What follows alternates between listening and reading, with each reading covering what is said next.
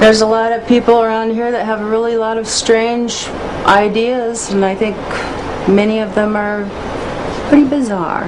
Michelle Angbritson keeps the Haarp computers from freezing up in between visits from the military scientists. Do you know, do you understand what they're doing here when the scientists come in? You mean when the scientists come in and shoot the beams up? Yeah, they're shooting the beams up, and I think that heats a little small space in the ionosphere, and then you've got guys that are sitting on computers, and you've got people putting up weather poles that measure weather and everything like that. There's something spooky going on here. There have been claims made by some scientists that that you could heat up the ionosphere and affect local weather. If you were to do Eastland patents, I have no doubt that's the case. Claims are being made that it could disrupt global communications. Global? Yes, no. that it could shut down another country's communication system and enhance your own. Not Haarp. Not Haarp in as it is Alaska. Now. No. But you couldn't disable any systems?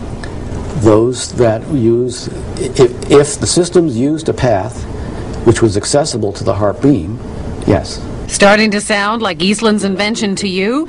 Well, remember, John Heckscher says Haarp has nowhere near the power levels Eastland talked about.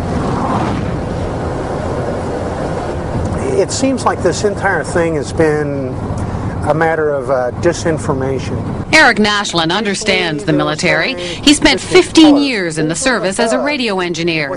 He knows deception.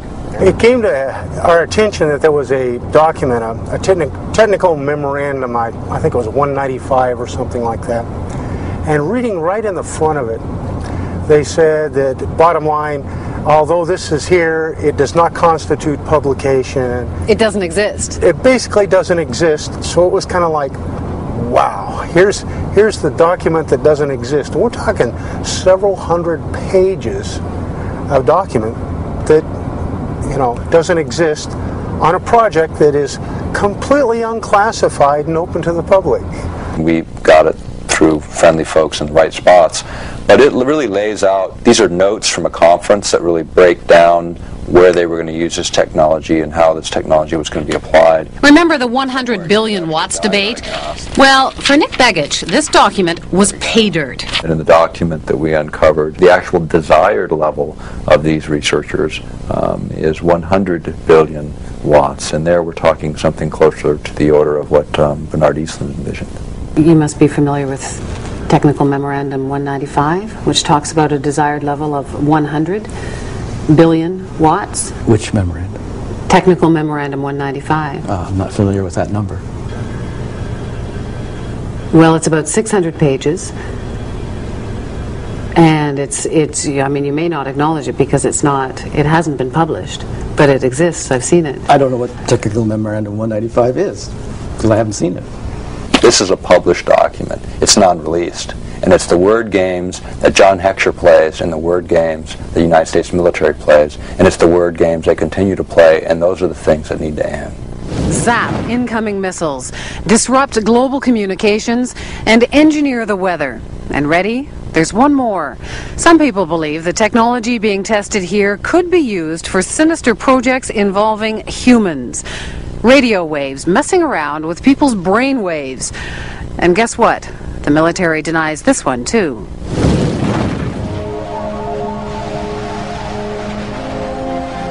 The human mind is subject to being affected by radio frequency energy, and that's what this device is. In other words, you can move the moods of large populations using this kind of technology. So now we have not just maniacs in the Pentagon, but a bunch of Dr. Strangeloves? Pretty weird stuff. But scientists have been experimenting with radio frequencies on animals' brains for decades. And the military has followed it all very closely, especially once it found out the Russians were onto it. It was all kept a deep, dark secret by the two superpowers. Back in the 60s, the Soviets began zapping the American embassy in Moscow with a low-frequency beam. No one knows for sure what they were up to, but one theory is that they were trying to mess with people's central nervous systems. And one report did say the diplomats got depressed a lot. And hey, just think of all the nifty applications against the enemy. Why blow people up when you can drive them crazy? From documents dating back into the early 80s, we see that the military had discussed the possibilities of mind control through radio frequency energy. The possibility is there. The military has studied it.